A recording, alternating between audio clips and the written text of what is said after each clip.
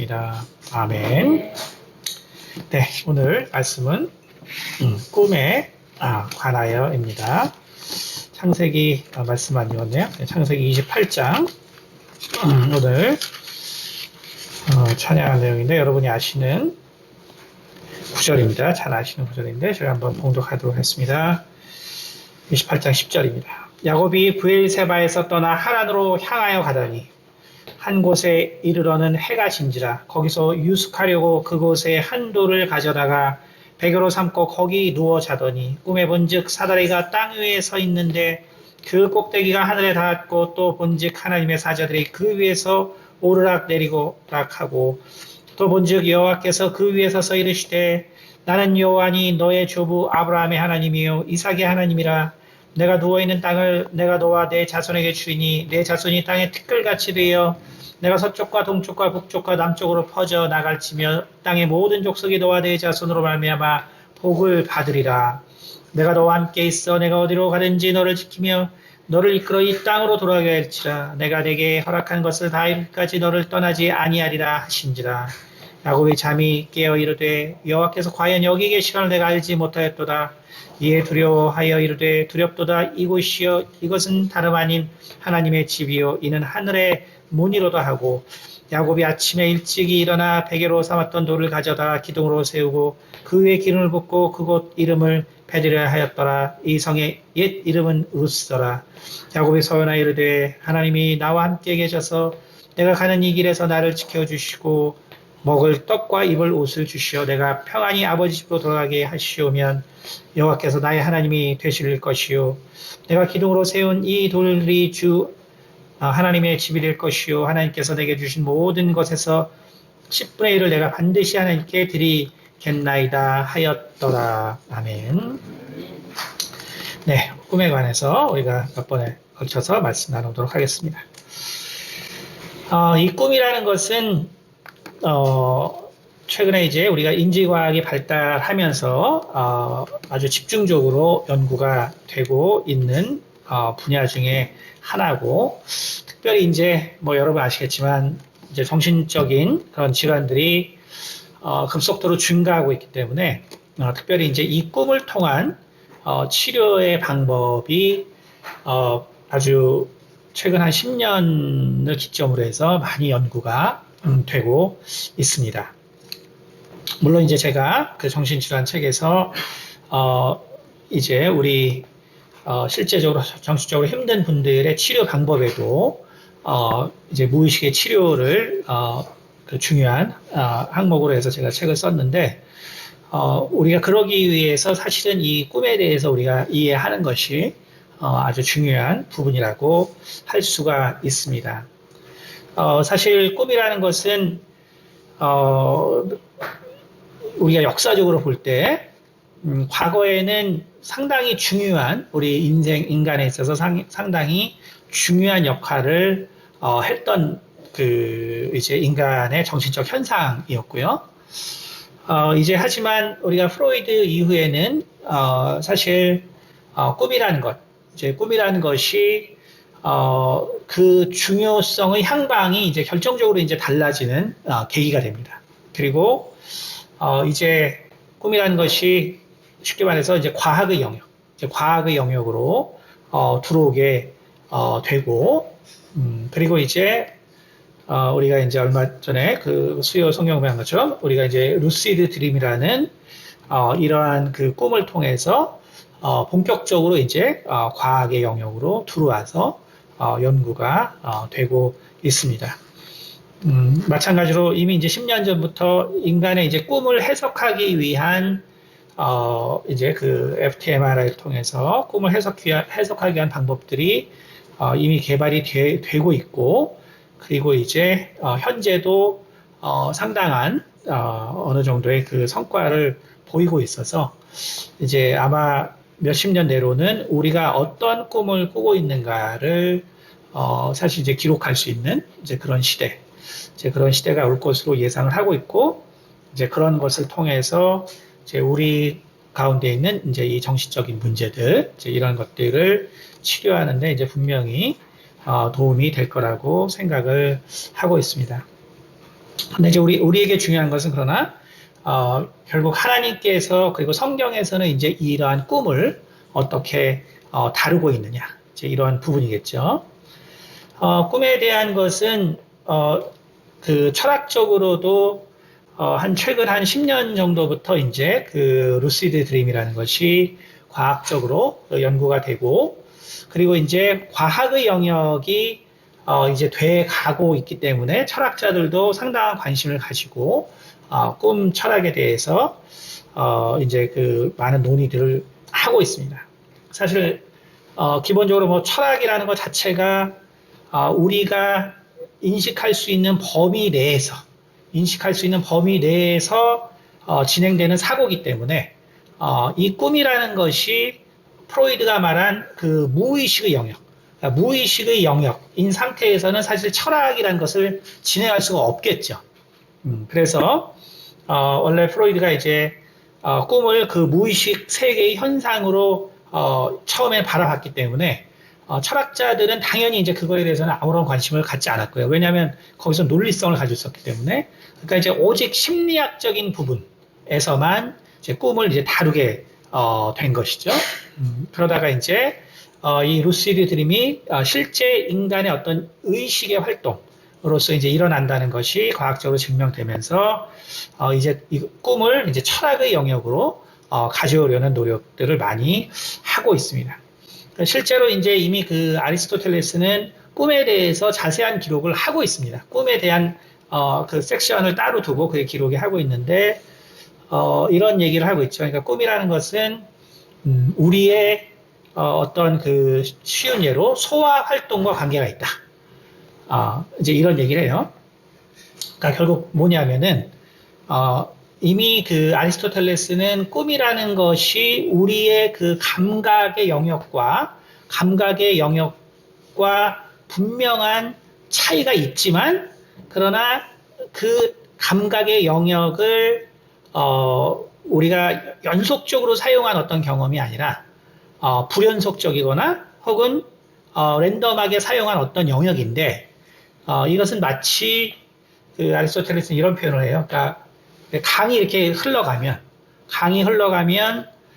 그 강이 어떤 분지를 만날 때 그럴 때 길이 없으면 새로운 길을 내고 혹은 바위를 만나면 물이 튀기는 것처럼 꿈이라는 것은 우리가 그 데이타임 낮에 경험했던 것들에 마치 강이 어떤 그 예상치 못한 그런 그 지형을 만났을 때 어떤 무작위적으로 어떤 새로운 길이 형성되는 것과 유사한 것이다라고 아리스토텔레스가 얘기해요. 그러니까 그걸 보면 참 똑똑하잖아요.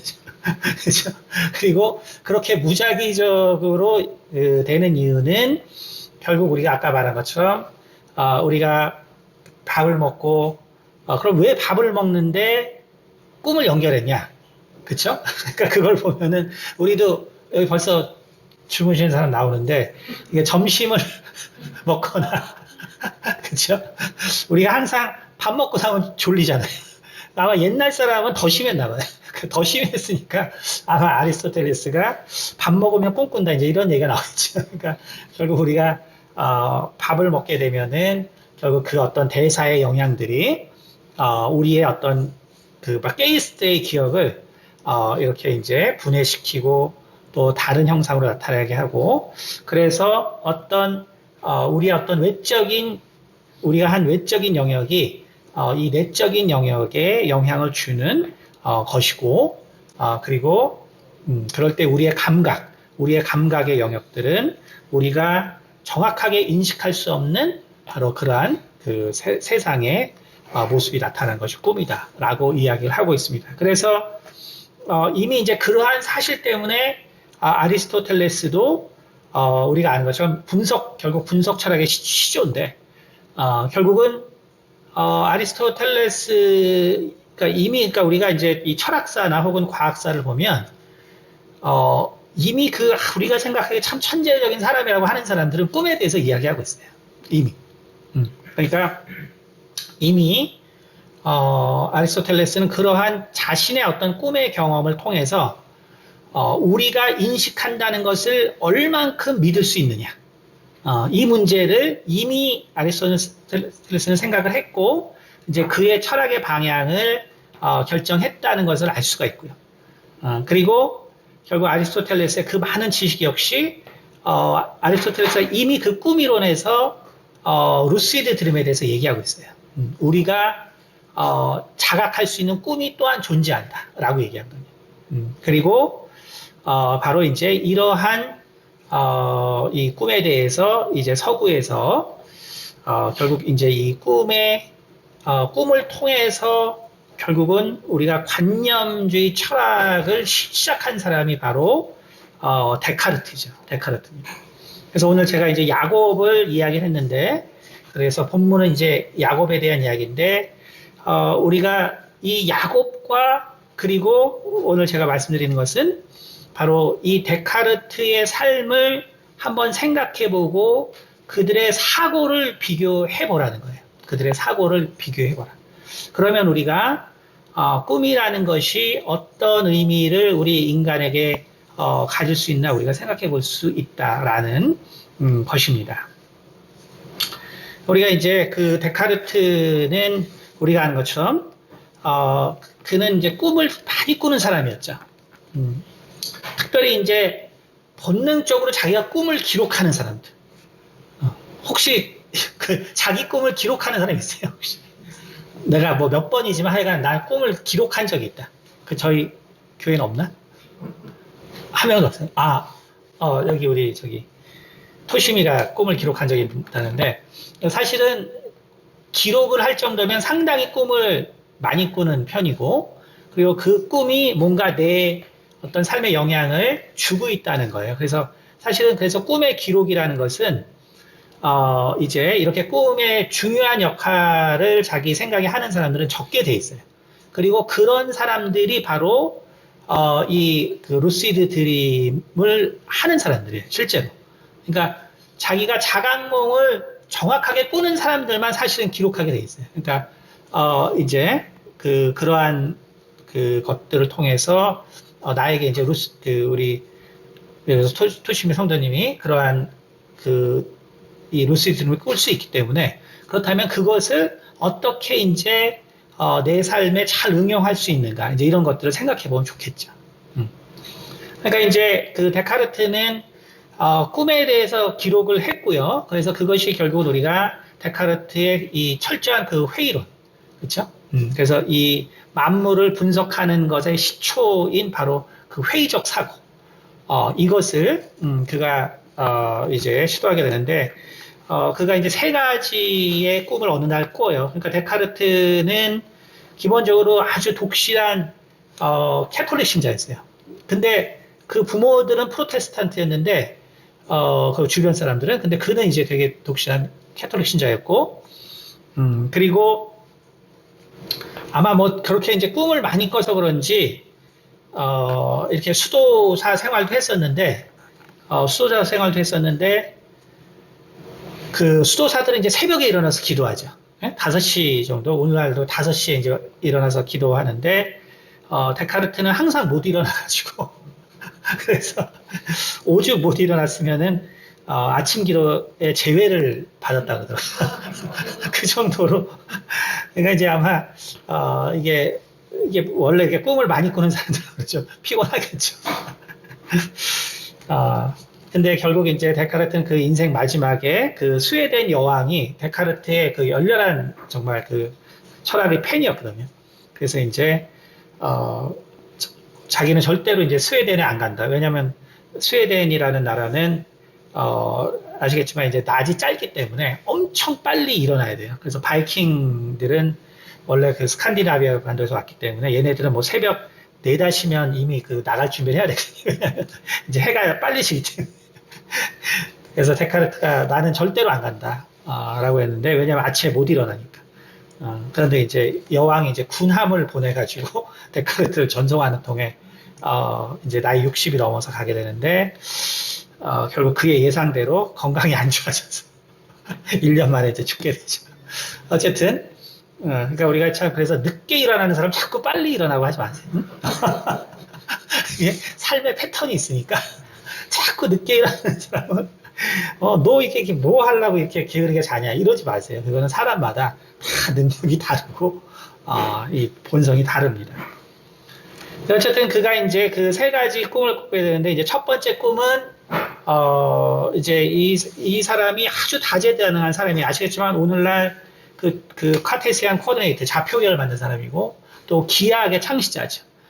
그러면서 이제 자기 딸이 하나 있었는데 5살에 죽거든요. 죽으면서 본격적으로 이제 철학을 하게 되는데 어쨌든 다재다능한 사람입니다. 그러나 또 그가 인생을 알기 위해서 그 당시에 이제 이 사람은 이제 17세기 초 사람이기 때문에 그 유럽의 30년 전쟁이라고 있었죠. 그래서 부교와 신교의 30년 전쟁이 있었는데 그 전쟁에 참여해서 자기는 세상을 알고 싶다. 그래서 전쟁에 참여하면서 그랬던 사람입니다. 그러나 이제 기본적으로 몸이 좋진 않았어요. 그래서 아마 이렇게 많은 꿈을 꾸는 것과 관계되어 있는 것 같긴 합니다. 어쨌든 그가 1619년에 꿈을 꾸는데 이것이 바로 유럽의 관념주의 철학의 시작이 된 꿈이에요. 그래서 꿈 내용은 그냥 우리가 보기에는 개꿈인데 어쨌든 데카르트가 방법서설에 아주 이거 기록했기 때문에 한번 보면은 그러니까 첫 번째 꿈은 뭐였냐면은 채플에 이렇게 가려고 하는데 막 바람이 이제 부는 어두운 밤이었어요. 자기가 이제 지나가는데 채플에 이제 막 가는데 어떤 자기가 인사해야 될 사람이 있었는데 자기가 인사를 하지 못했어요. 그래서 다시 그 사람에게 가려고 하는데 바람이 너무 세게 불어서 자기가 도달하지 못했다. 그 사람에게 가지 못했다.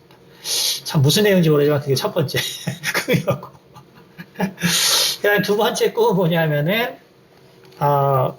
그 아주 큰 굉음 소리가 들려서 그래서 내가 이게 천둥 번개가 치나 보다 라고 생각을 해서 깼어요. 깼는데 이제 그게 이 사람이 루시드 드림을 하는 사람이에요. 그러니까 깼는데 이제 또 꿈인 거죠. 깼는데 거기에 불꽃 형태의 많은 숫자들이 놓여 있었다. 그것이 이제 두 번째 꿈이에요. 응? 우리가 본 것도 개꿈이죠. 그 다음에 이제 세 번째 꿈은 이제 이 사람은 이제 많은 이제 그런 그 지식이 있는 사람이니까 그 당시 이제 3세기 로마의 시 아우도시우스라는 사람의 시인 전집이 있었는데 꿈에 그 책이 놓여 있고 그 책에서 무엇을 질문하면 너는 네 인생에 어떤 길을 가기를 생각하고 있느냐. 그 책이 있는데 그 시집에 근데 그가 거기서 느낀 얘기는 그 얘기였어요. 그리고 나서 또 다시 그 책에 이제 다른 장이 나오는데 예 혹은 아니요로 대답하라 라는 이제 그러한 이제 또 꿈을 꿨어요. 그러니까 요 세 가지. 근데 참 우리가 생각해 보면 그냥 뭐 그렇게 심각한 그 개꿈을 가지고 뭐 그렇게 심각하게 그런 생각할지 모르겠지만 이제 데카르트는 이 세 가지 꿈에 대해서 엄청난 고민을 한 거예요. 그래서 첫 번째는 뭐냐면 내가 첫 번째 꾼 꿈은 분명히 내 인생길을 막는 어떤 악한 영의 역사가 있다. 그래서 내가 누군가에 인사했어야 되는데 그 심한 바람을 일으킨 악한 영이라는 것이 존재할 것 같다. 그 다음 두 번째는 뭐였냐면은 그러한 숫자들 이런 것들이 있는 것 그리고 굉음 소리가 났는데 자기가 그것을 천둥 번개의 소리로 들었는데 그것이 뭔가 그 숫자 연결돼서 하나님이 내게 주신 어떤 달란트 같다라고 생각한 거예요.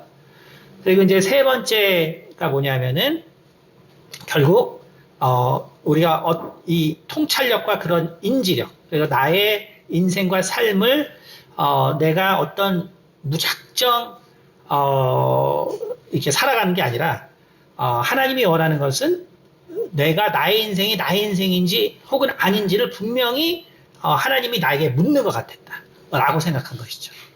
그래서 우리가 잘 아는 것처럼 이 데카르트는 결국 이런 꿈들 특히 이제 이런 루시드 드림을 꿨기 때문에 실제와 꿈 사이를 결국 인간이 사실은 정확하게 구별할 수가 없는 것이고 그렇다면 예를 들어서 꿈에서 야곱은 분명히 이게 사각형인데 세다 보면은 이상하게 5개로 씌어지고 또 삼각형인데 시다 보면 또 4개로 씌어지고 이것이 꿈이라는 거잖아요.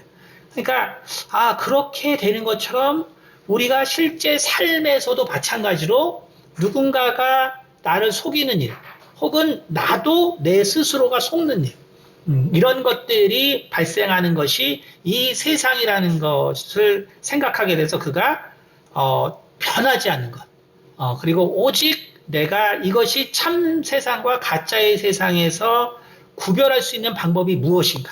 그래서 그가 이제 2가지로 찾았는데 바로 하나가 이제 수학에 대한 것이고 그 다음에 2번째가 바로 하나님에 대해서 생각한 것이죠.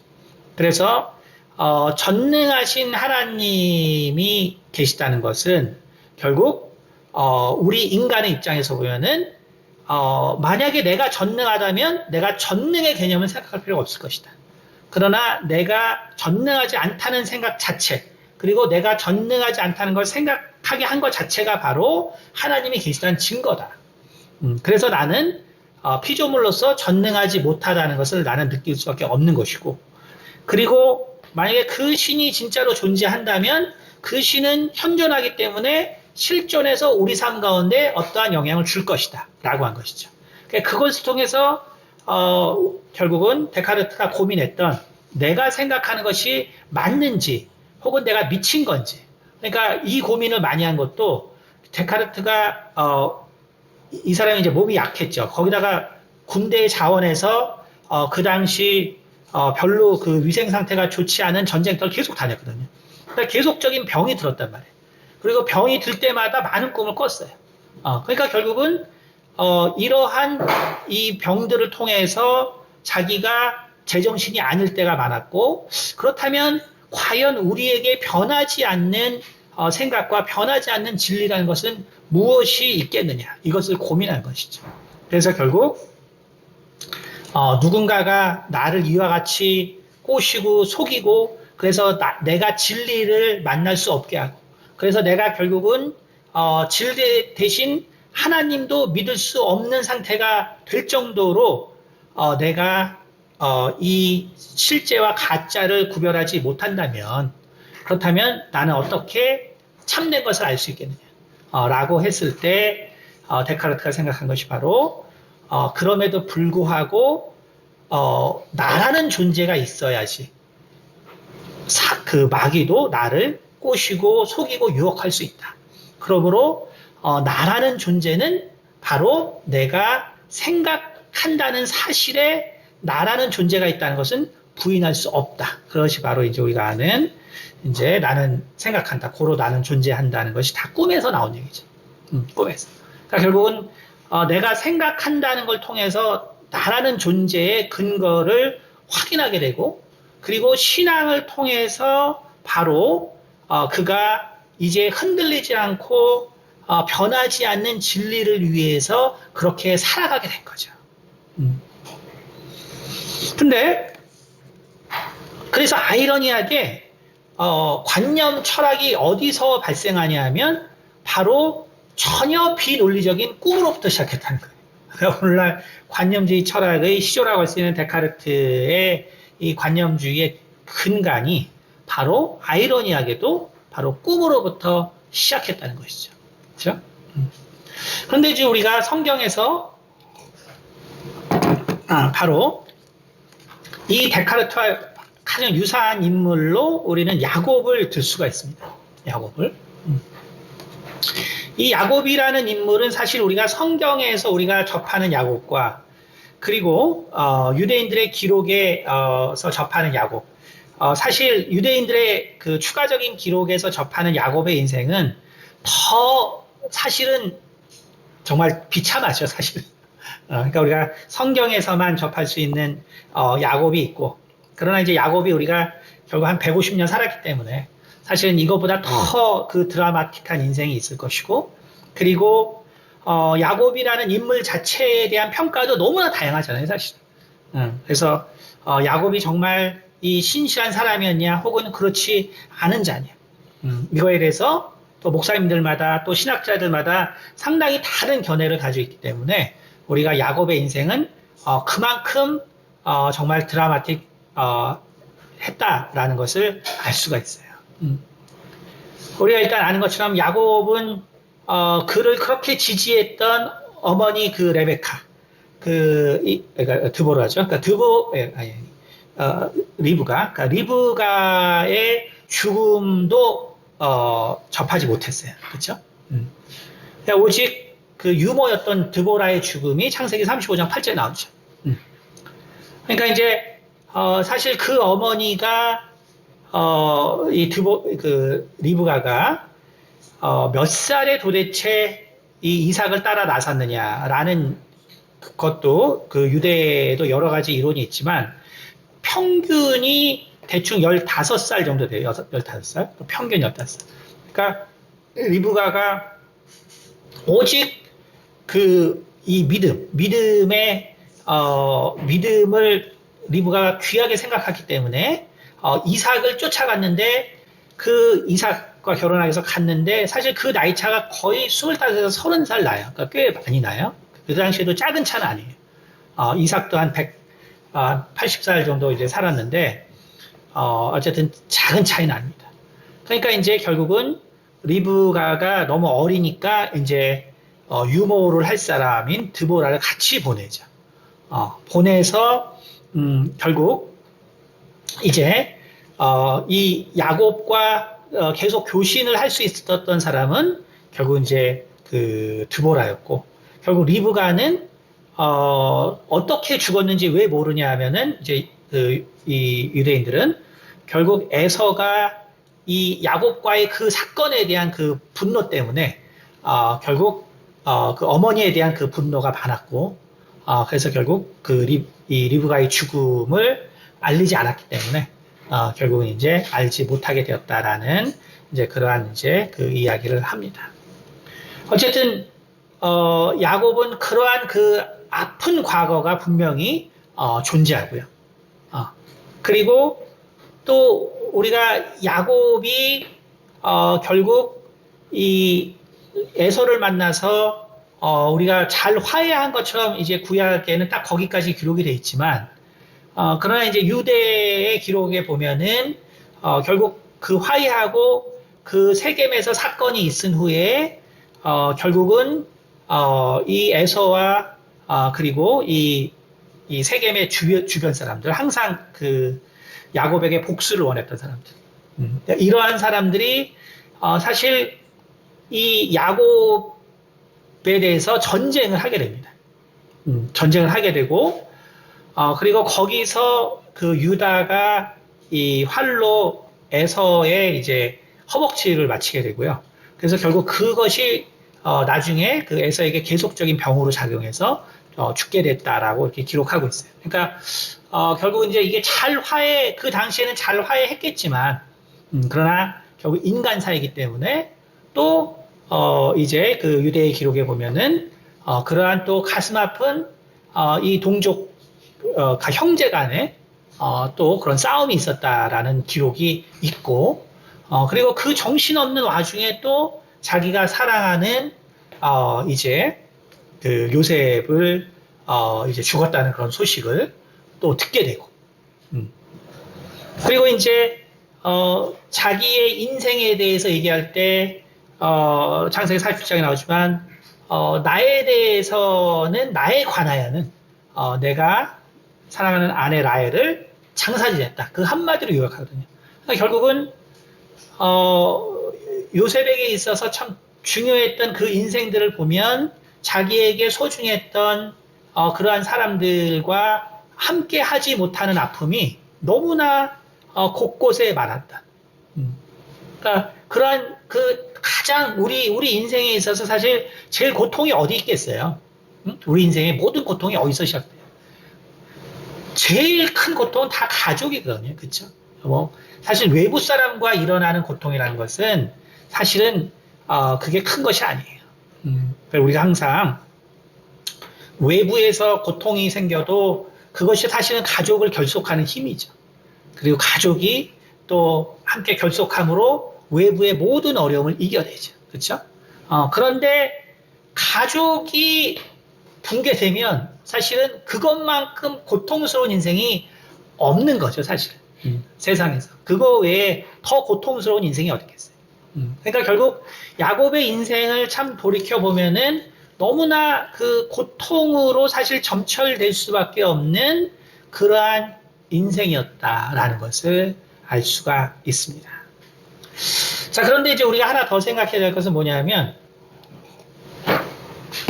이 당시에 이제 쉔 에베라는 교육기관이 있었습니다. 교육기관. 그러니까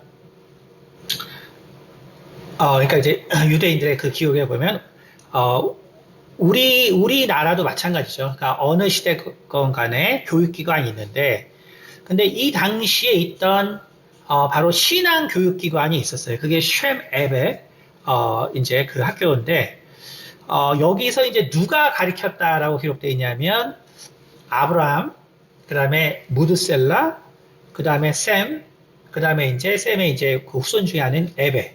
그래서 셈 에베를 대표해서 셈 에베 이제 쉽게 말하면 이제 신학교라면 신학교인데 그 기관이 존재했습니다. 근데 이제 좀 더 우리가 쉽게 생각해 보면 이 당시는 이제 이 사실 야곱이 그 한 160, 70살 정도 살지만 145가 살지만 이제 이삭이 한 175까지 살고요. 그렇죠? 그다음에 아브라함이 비슷하고. 근데 이제 그 전 사람들은 그 전에 노아 홍수 때 이제 그 사람들의 삶을 보면은 뭐 셈도 보면은 600살 이상 살죠. 그렇죠? 셈도 보면. 그러니까 결국 다시 말하면 이 옛날에 그 900살에 살던 무드셀라나 그 다음에 셈이나 이런 사람들이 상당히 오랜 기간 동안 살아서 그래서 바로 하나님에 대한 그 이제 그 존재와 또 하나님의 뜻을 전하는 교육관이 있었다는 거예요. 그러니까 아주 쉽게 얘기하면 오늘 내가 사는데 세종대왕이 한 700년 차이 나거든요. 그러니까 세종대왕이 어디서 학원을 운영하고 있는 거죠. 쉽게 얘기하면. 이렇게 하면 여러분이 이제 딱 그 마음에 들어올 텐데. 그러니까 세종대왕께서 아직 살아있어서 어딘가 학원을 운영하는 거예요. 근데 한번 생각해 보세요. 근데 그 세종대왕의 자손들이 얼마나 많아요. 그렇죠? 그러니까 뭐 한 30대라고 할 때가 되는 것 같은데 엄청나게 많단 말이에요. 그러면 근데 그 중에서 누가 나는 우리 시조인 그 세종대왕한테 듣고 싶어. 과연 몇 명이나 들을까 한번 생각해 보세요.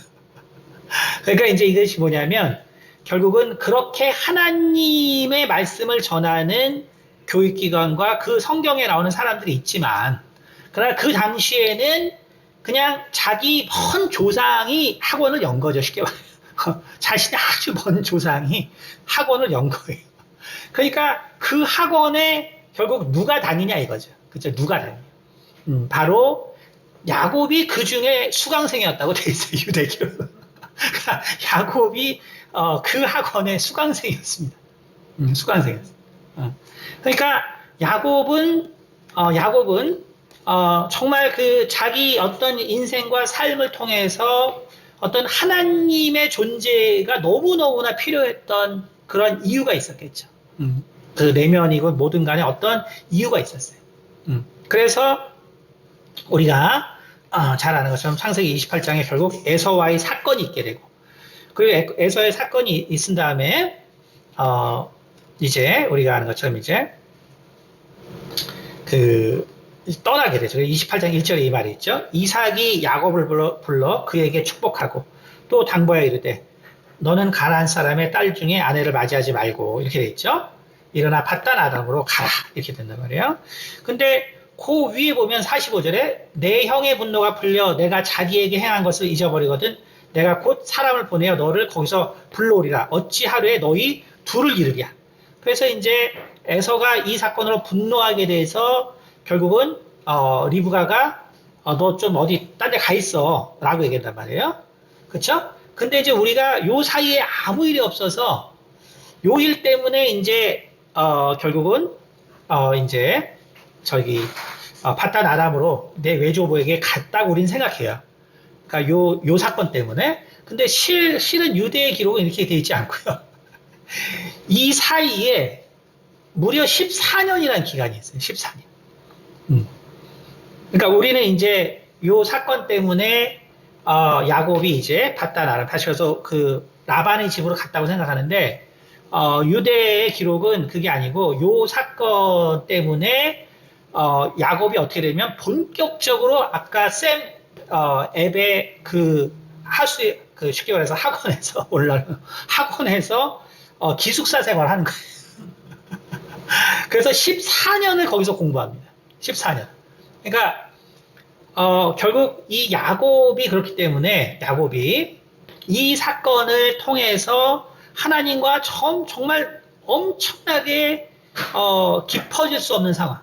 그리고 내 인생에서 왜 이러한 일이 발생할 수밖에 없는가에 대한 정말 엄청난 사실은 그러한 고민과 그리고 정말 생각들이 있었다는 거예요.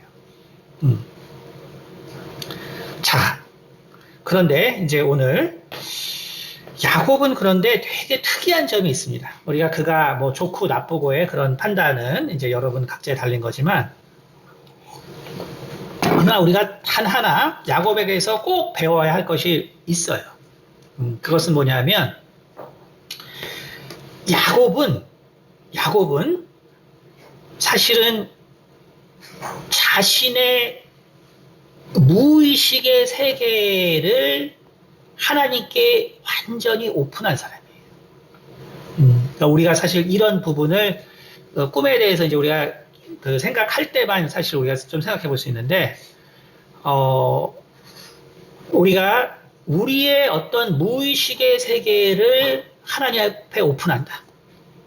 그래서 그 무의식의 세계 역시 어떤 하나님의 영역이 되어야겠다. 이것을 처음 얘기한 사람은 역사적으로는 이제 어거스틴이죠. 어거스틴이 이 얘기를 합니다. 그러니까 어거스틴이 꿈에 대해서 이제 논증을 한 게 있는데 거기 어떤 것을 논증했냐면 morality and immorality. 그러니까 다시 말해서 우리가 꿈에서라도 부도덕적인 행위를 하면 안 된다. 그러니까 여러분 이게 그러니까 이 과거의 사람들, 우리가 꿈에서 내가 부도덕적인 행위를 하나요? 하지요, 그렇죠? 꿈에서. 그러니까 우리는 그 꿈의 영역이 우리에게 컨트롤 될 수 있다는 걸 잘 몰라요. 근데 예전에 제가 한번 간증을 해주셨는데 설교 시간에 그러나 꿈의 영역이 사실은 하나님이 역사할 수 있는 사실은 영역이라는 것을 우리 가운데 아주 분명히 그리고 처음 알려준 사람이 바로 야곱입니다. 야곱이. 그러니까 오늘 본문 말씀이 사실 성경에 나온 최초의 꿈 이야기인데 그런데 아까도 말씀드린 것처럼 이 프로이드 이후에 프로이드의 공헌을 뭐라고 이제 과학자들이 얘기하냐면 바로 이 꿈의 영역을 자기 내부에서 찾은 것. 그러니까 다시 말하면 우리가 이런 얘기하는데 우리가 존재라는 것, 나라는 것이 존재하죠. 그럼 이 존재의 문제를 외부에서 찾으면 그게 이원론이에요. 그것이 이제 서구적 사고입니다.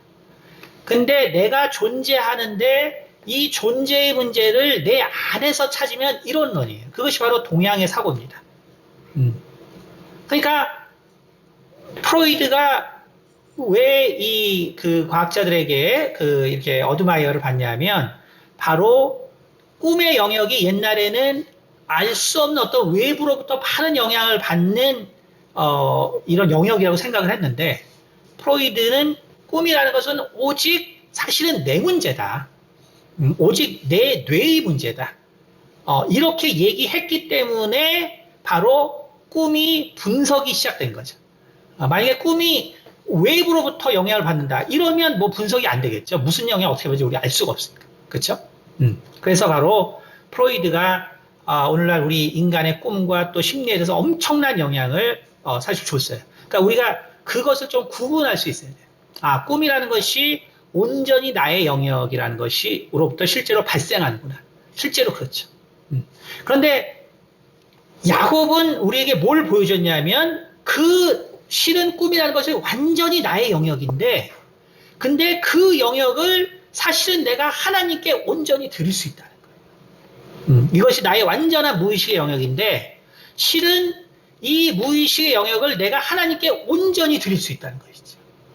그러니까 야곱이라는 인물이 이 인물이 어떤 캐릭터를 갖는 인물인지는 모르지만 우리가 이 심리학적 영역으로만 본다면 이 야곱은 자신의 생각에 그리고 무의식의 영역까지 그것을 하나님께 드린 자라는 거예요. 왜 그런가 한번 보면 자 오늘 이게 28장 1절에 28장 10절에 보면 이렇게 나옵니다. 야곱이 브엘세바에서 떠나 하란으로 향하여 가더니 그리고 오늘 최초의 꿈을 꾼단 말이에요. 그렇죠? 최초의 꿈을 꾸는데 자 이것만 보면 모르죠. 야곱이 브엘세바에서 떠나 하란으로 향해 갔다. 그리고 꿈꿨다. 그렇죠? 창세기 30장에 보면 30장 35절에 보면요. 이런 말이 있습니다. 이건 뭐냐면 이제 라반 때문에 이제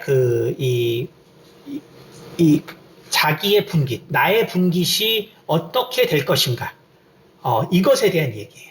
그래서 34절 보면 라반이 이르되 내가 내 말대로 하리라 하고 그날에 그가 수렴소 중 얼룩무늬 있는 것과 점 있는 것을 가리고 아면소 중 흰 바탕의 아롱즙과 점 있는 것을 가리고 양 중에 검은 것들을 가려 자기 아들들의 손에 맡겼죠. 이게 뭐냐면 이제 이 야곱이 이야기하거든요. 이제 나한테 내 분깃을 줘라, 달라. 그러니까 그래 그러면 내가 뭘 너한테 어떻게 줄까 하니까 30장 32절에 오늘 내가 외삼촌의 양떼에 두루 다니며 그 양 중에 아론즙과 점 있는 것과 검은 것을 가려내며 그래서 이걸 나한테 달라. 그러니까 라반이 그래 알았어 그럼 그걸 줄게 이렇게 했단 말이에요. 그렇죠? 그런데 여기 또 이 31장 3절 그 다음에 10절 가면은 하나님이 3절 보면 여호와께서 야곱에게 이르실 때 내 조상의 땅 내 족속에게로 돌아가라 내가 너와 함께 있으리라 하신지라. 그리고 나서 10절에 보면 하나님이 이같이 그들의 9절에 하나님이 이같이 그들의 아버지의 가축을 빼앗아 내게 주셨느라 그 양떼가 새끼 뵐 때 내가 꿈에 눈을 들어보니 양떼를 탄 수양은 다 얼룩무늬 있는 것과 점 있는 것과 아롱지 것이 있더라. 이렇게 나오죠. 자, 그 다음에 창세기 32장에 가면 또 보세요. 32장 야곱이 길을 가는데 그렇죠? 길을 가는데 하나님의 사자들을 만난지라. 이것이 에서를 만나러 가는 길이에요. 가는데 가고 그 다음에 하나님의 사자들이 있는데 2절에 야곱이 그들을 볼 때 이르기를 이는 하나님의 군대라 하고 그 땅 이름을 미하나임이라고 하였더라 라고 이야기를 하고 있습니다. 그렇죠? 그 다음에 창세기 45장 보면 창세기 45장 보면은 여기도 보면은 이 17절 보면 이거는 이제 요셉을 만나러 애굽으로 가는 거예요. 그들이 또 요셉이 자기들에게 부탁한 모든 말로 그에게 말하며 그들이 아버지 야곱은 요셉이 자기를 키우려고 보낸 수레를 보고서야 기운이 소생한지라. 이스라엘이 내 조카도다 내 아들 요셉아 지금까지 살아있으니 내가 죽기 전에 가서 그를 보리라. 그리고 46장 1절에 이스라엘이 모든 소유를 이끌고 떠나 브엘세바에 이르러 그의 아버지 이삭의 하나님 제사를 드리니 그 밤에 하나님이 이상 중에 이스라엘에게 나타나 계실 때 야곱아 하시니라. 야곱이 이르되 내가 여기 있나이다. 하나님이 이르실 때 나는 하나님이라 내 아버지 하나님이니 애굽으로 내려가기를 두려워하지 말라. 그러니까 가라고 얘기하죠. 자, 한 구절 더 있는데 그건 좀 복잡해서 어쨌든 자 근데 이게 뭘 말하냐면 성경에 지금 야곱이 꿈꾼 거를 제가 쭉 얘기하고 있는데 야곱의 꿈꾼 것이 너무나 특이한 점이 있습니다. 그게 뭐냐면 야곱은 꿈꾸기 전에 다 결정해요. 정확하게. 그러니까 야곱은 너무나 신기하게 일단 합니다. 근데 그러고 나서 하나님이 나타나서 다 잘했다라고 하는 거예요.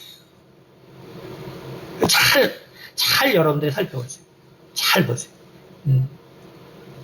그러니까 우리가 오늘 본문 말씀 역시 우리가 그냥 하나님이 처음 나타나서 하는 것 같지만 10절에 보면 28절에 야곱이 브엘세바에 가서 떠나 하란으로 향하더니 이미 그는 하란으로 향해요. 근데 하나님이 나타나죠. 근데 이후에 모든 꿈꾼 것이 똑같아요. 먼저 행해요. 근데 하나님이 그걸 서포트합니다. 너무 신기하죠. 여러분 그것이 뭘 말하냐면 결국 야곱은 그래서 무의식의 영역까지도 하나님께 드린 자라는 거예요. 무의식의 영역까지도. 그러니까 오늘 우리가 어거스틴이나 이제 아퀴나스가 나중에 이런 꿈에 대해서 그런 얘기를 해요. 아까 말한 것처럼 모럴과 인모럴. 우리가 정말 꿈에서 우리가 어떻게 해야 할 것인가. 꿈에서 뭐 여러분 누구 많이 죽인 사람들 있잖아요. 제가 들어보면 꿈에서 무서워. 꿈에서 그렇게 누굴 죽인대. 또 꿈에서 그게 누굴 때린대. 그래서 자기 괴롭다는 사람 많이 들었거든요. 근데 삶에서는 안 그래. 너무 좋은 사람. 근데 꿈에서는 막 때리고 죽이고 뭐 이제 남자들은 뭐 또 나쁜 일 하겠지. 근데 깨서는 아무렇지도 않아. 근데 이미 신앙의 사람들이 그걸 얘기하고 있다는 거예요. 꿈에도 모럴과 인모럴이 있다. 오늘 우리가 야곱의 이 삶, 그리고 결국 제가 데카르트에 대해서 얘기했지만 결국 그 꿈을 우리가 어떻게 우리의 인생에서 하나님께 정말 드릴 수 있겠느냐. 그러니까 우리의 꿈도 우리가 사실 하나님께 드릴 수 있다는 거예요. 우리의 꿈도. 우리가 우리의 꿈도 하나님께 드릴 때 실은 정말 하나님은 이 야곱의 인생에서와 같이 야곱의 인생에서와 같이 그가 이제 정말 이 에서와의 일 후에 전적으로 하나님께 어쨌든 유대의 기록에 보면 14년간 매달렸을 때 그는 그 모든 것들을 정말 하나님께 줄 수 있는 자가 되었다는 거예요. 그의 모든 무의식의 영역까지도 하나님께 드린 자가 되었다는 것이죠. 그것을 통해서 정말 그의 결정은 결국 하나님이 다 잘했다는 것으로 결론이 난 인생이 되었다는 것입니다. 그가 결국 그 사랑하는 라헬을 그 손에 묻었지만 그러나 그 묻게 된 이유가 무엇이냐면 바로 하나님과의 약속을 지키기 위해서 그 베델로 그 가는 중에 그 사랑하는 결국 라헬이 임신을 해서 몸이 안 좋은 상태였지만 그러나 정말 하나님과 한 그 모든 약속에 대해서 그가 놓치기 원하지 않기 때문에 그리고 그것 때문에 그의 정말 고백이 뭐냐면 내 인생은 내 열조보다 참 험악했다. 내 열조가 나그네였는데 그 나그네였던 내 열조보다 내 인생은 험악했다. 라는 그 마음의 고백이 있는 그러한 인생이었지만 그러나 그는 무의식의 영역까지 바로 하나님이 자신을 쓸 수 있도록 바로 인생을 산 인물이다라는 것을 우리가 돌아보면서 바로 우리의 정말 마음과 생각을 우리가 정말 하나님 앞에 드릴 때 결국 내 인생이 그리고 내가 가지고 있는 사실은 그 본질적인 문제들에 대한 해결책을 하나님께서 우리 가운데 주실 수 있다는 거예요. 나에게 정말 어떠한 문제, 내가 정말 어떤 해결할 수 없는 어떠한 문제가 있을 때 바로 그때 내 무의식의 것을 하나님께 드려보라는 거예요. 야곱은 바로 그 무의식을 하나님께 드렸을 때 결국 그는 그 전과는 다른 인생을 살 수 있는 인물이 되었다는 것을 기억하시고 우리의 생각을 하나님께 드릴 수 있는 우리 성도들이 되기를 예수님으로 축원드립니다. 기도하겠습니다. 은혜가 많으신 아버지 감사합니다. 우리는 참으로 우리가 하나님을 또 사랑하고 또 하나님을 위하여 우리가 또 이렇게 살아가지만 우리의 정말 잠재의식 혹은 무의식의 영역까지 참으로 우리 하나님 앞에 드릴 수 있는 존재인가를 우리가 참으로 돌아볼 수 있도록 도와주시옵소서. 참으로 우리의 꿈 가운데 나에게 괴롭고 또 아프고 혹은 내가 가해자로서 혹은 내가 범죄자로서 나타날 때도 있습니다. 참 이러한 것들이 우리 가운데 있을 때 참으로 하나님의 정말 그 끝없는 은혜와 그 사랑의 역사가 우리 가운데 참 나타나지 못할 수 있다는 것을 우리가 돌아볼 수 있도록 도와주셔서 우리는 참으로 야곱과 같이 우리의 마음과 우리의 생각을 간절히 하나님 앞에 드릴 수 있는 그러한 믿음의 성도들이 될 수 있도록 도와주시옵소서. 감사드리며 살아계신 우리 주 예수 그리스도를 받들어 기도드렸습니다. 아멘. 네.